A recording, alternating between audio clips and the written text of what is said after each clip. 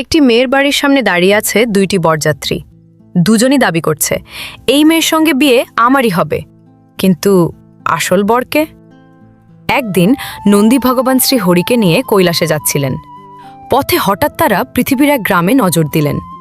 সেখানে এক অদ্ভুত দৃশ্য। একটি মেয়ের বাড়ির সামনে দুইটি বরযাত্রী, দুই পক্ষই প্রস্তুত, সাজগোজ করা, আর চারদিকে হইচই লেগেই আছে।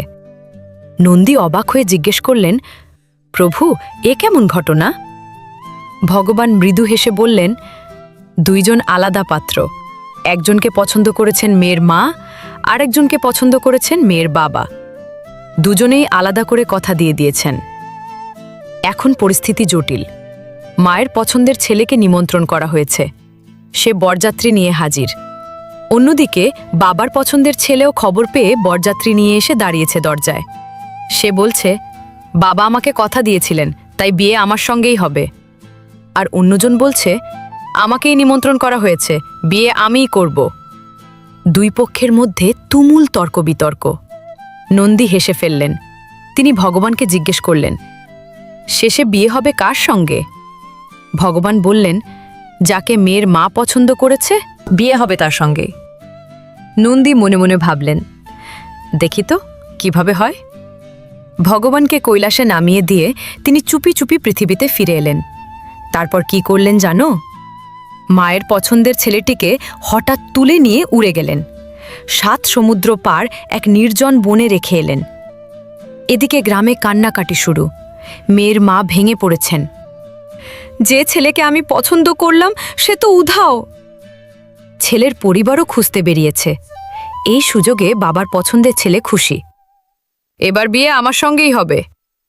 কিন্তু মেয়ের মা হার মানলেন না।